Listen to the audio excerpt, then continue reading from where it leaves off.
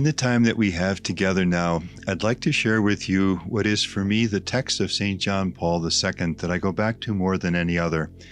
Of all the volumes and volumes of what he said and wrote during the 27 years of his pontificate, it's to this that I go back more than anything else. And I'm just really happy to share it. You find the text in this book, Crossing the Threshold of Hope, which the Pope wrote. Now, I remember when this came out in 1995, this was unheard of. We just hadn't seen popes write books. We're getting used to it now because subsequent popes have done this, either books they've written like Benedict XVI or these book-length interviews that we see Pope Francis doing. But then it was just kind of startling that a pope actually wrote a book. The book arose because 2 years earlier, the Pope had agreed to do a television interview with a journalist. And the journalist had prepared a set of questions for this and sent them to the Holy Father. The interview on television just turned out to be impossible because of the Holy Father's commitments.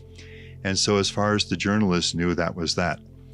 And then to the journalist's surprise, and really to the delight of the Church, the Holy Father in the intervening 2 years had written out answers to these questions, and that was this book, Crossing the Threshold of Hope. Now, one of the questions that he answers is this. His answer amplifies the journalist's original question, but this is in the chapter entitled, Be Not Afraid. You know those words that were almost his signature phrase because he said them so often, these words of Jesus, do not be afraid. And the journalist says this, Your Holiness, for years you've been saying to the Church and to the world, do not be afraid. You see all the things that are happening in our world, natural disasters and wars, floods, earthquakes, revolutions, economic troubles. You see nations torn apart. You see cultures struggling. You see families and relationships in crisis, physical suffering. How can you say to the people of this world, do not be afraid? It's a very good question. And it's a very important question for us today. And I would say it is a key question for us as we move into Advent. Now, when the Holy Father answers the question, he begins by saying that when I first said those words, the day he was installed as Holy Father in 1978, in his, call it his inaugural homily, you know, that famous homily, do not be afraid, open wide the gates to Christ, and so forth. He said it was more under the inspiration of the Holy Spirit than coming from the man who said them. I had no idea then how far those words would take me in my pontificate. And then he goes on to address all the difficult and dangerous things happening in the world. And he says this, have no fear of all that which you yourself have created. Have no fear of all that man has produced. Think of weapons and biochemical and genetical manipulations and so forth. And that every day is becoming more dangerous for him. So even of this, have no fear. And then a sentence that I've always loved, because I think for many of us it touches the root of the deepest fear that we feel. If I may reverently say this, you know, you and I meet each other and, hi, how are you? We smile and say, great, how are you? Things are fine. And that's very appropriate. Those are the social proprieties. But in settings where we feel free to say what is really deeply, profoundly in our hearts, I think most of us would admit that on some level or another we are afraid. And the deepest fear is that I'm not really all that I should be. I'm not what you want me to be, Lord. I'm not holy enough. I don't live your gospel fully enough. I'm too self-indulgent, too self-centered. I don't reach out in love and service as I should. Somewhere in us, I fall into these failings or even sins more than I should. Somewhere in us is a fear of ourselves. And to my mind, that's for most of us really the deepest fear. However, seldom we may articulate it.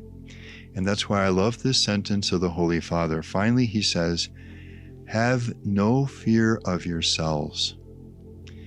This is Peter in the boat in Luke 5 after the catch of fish, when this fisherman now realizes that the divine has come close to him in the person of Jesus, and does what many of us will do when we feel the close approach of God, of the divine, of God's love. Depart from me, Lord, I'm a sinful man.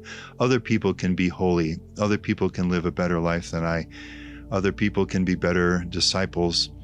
But I'm just what I am. There has to be more distance between us, because I'm a sinful man, I'm a sinful woman. And I've always loved Jesus' response, because he doesn't argue with Peter. He simply says the one thing Peter needs to hear more than anything else, and these are the Pope's often cited words: do not be afraid, and confirms Peter's belonging with him in his mission of redemption. Finally, have no fear of yourselves. And then the Holy Father answers the journalist's question squarely. Why should we have no fear? Yeah, you and I who live in 2021, with a pandemic still raging throughout the world and the future so uncertain, with the economy as a consequence struggling, with political dissension and division, and so much bitterness, with the culture shaken in so many different ways, with the world situation so uncertain. Why should we have no fear?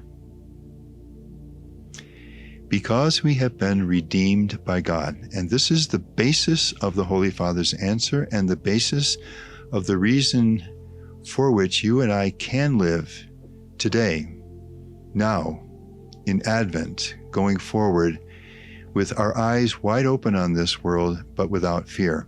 This is one thing that really impressed me over the 27 years of the Pope's pontificate, because I, like you, I felt a lot of fear as I would look at what was happening in the world.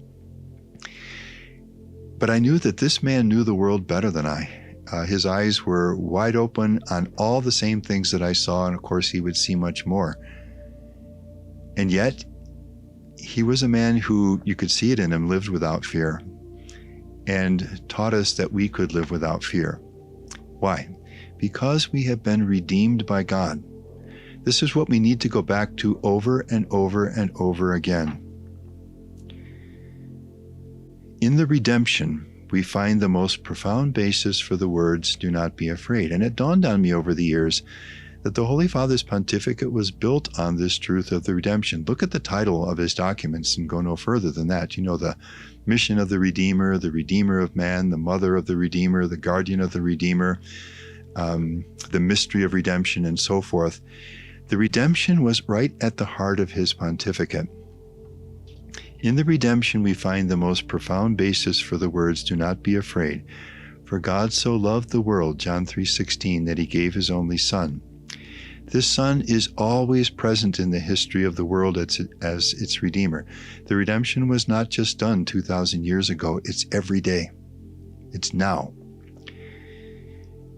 The Son is always present in the history of the redemption pervades all of human history. It is the light that shines in the darkness, and the darkness has not overcome it.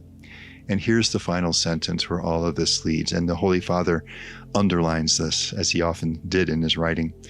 The power of Christ's cross and resurrection, that's the redemption, the heart of the redemption. Christ's death on Good Friday and his rising on Easter Sunday. The power of Christ's cross and resurrection is greater than any evil we can or should fear. Let's hear that again.